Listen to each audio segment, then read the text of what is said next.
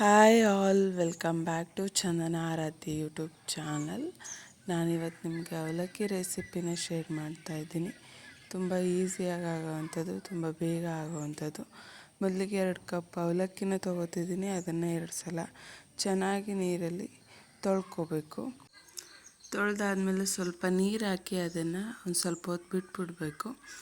ಅದು ನೆಂದಾದಮೇಲೆ ಅದನ್ನ ಸಪ್ರೇಟ್ ಮಾಡಿ ಒಂದು ಸ್ವಲ್ಪ ಬಿಗಿಯಾಗಿ ಅದನ್ನು ಪ್ರೆಸ್ ಮಾಡಿ ಇಟ್ಬಿಡಿ. ಅದು ಒಂದು ಸ್ವಲ್ಪ ಹೊತ್ತು ಆದಮೇಲೆ ಸರಿ ಹೋಗುತ್ತೆ.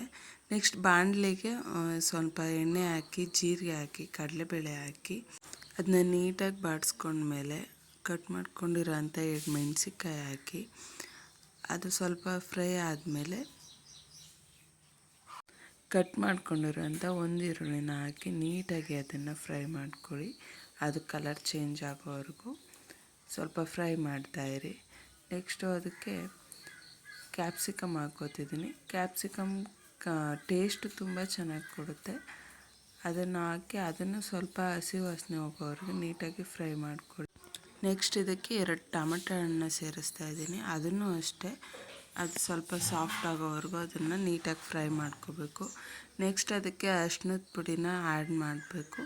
ರುಚಿಗೆ ತಕ್ಕಷ್ಟು ಉಪ್ಪು, ಅರ್ಧ ನಿಂಬೆಹಣ್ಣು ಕೂಡ ನಾನು ಒಗ್ಗರಣೆಗೆ ಹಾಕೋತಿದ್ದೀನಿ. ಏಕೆಂದರೆ ಅವಲಕ್ಕಿಗೆ ಉಪ್ಪು, ಹುಳಿ, ಖಾರ ಈವನಾಗಿ ಸ್ಪ್ರೆಡ್ ಆಗುತ್ತೆ. ಒಂದು ಸ್ವಲ್ಪ ಉಪ್ಪು ಖಾರ ಸಪ್ರೇಟಾಗಿ ಸಿಗೋಲ್ಲ. ಹಂಗಿದ್ರೆ ಒಗ್ಗರಣೆಗೆ ಹಾಕ್ಕೊಳ್ಳೋದು ತುಂಬ ಬೆಸ್ಟು. ನೆಂದಿರೋ ಅವಲಕ್ಕಿನ ಈಗ ಮಿಕ್ಸ್ ಮಾಡಿಕೊಂಡು ನೀಟಾಗಿ ಅದನ್ನು ಒಂದು ಸಲ ಒಗ್ಗರಣೆ ಜೊತೆ ಮಿಕ್ಸ್ ಮಾಡ್ಕೋತೀನಿ.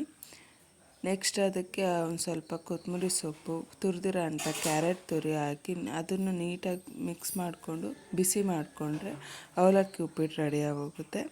ತುಂಬ ಚೆನ್ನಾಗಾಗುತ್ತೆ, ತುಂಬ ಹುಡಿಯಾಗಿ ಆಗುತ್ತೆ. ಒಂದು ಸಲ ಟ್ರೈ ಮಾಡಿ ನೋಡಿ. Thanks for watching.